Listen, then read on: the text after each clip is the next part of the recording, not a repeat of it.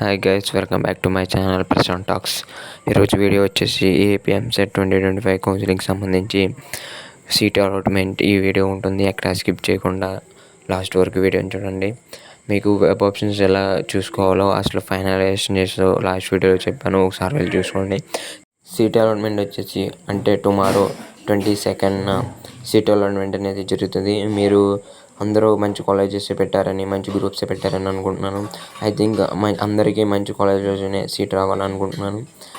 మీరు ఎవరు డిసప్పాయింట్ అవ్వకండి, మీకు కన్ఫామ్గా మంచి కాలేజీలో సీట్ వస్తుంది. మనం ఇక్కడ చూసుకోవచ్చు release of seat allotment 22nd.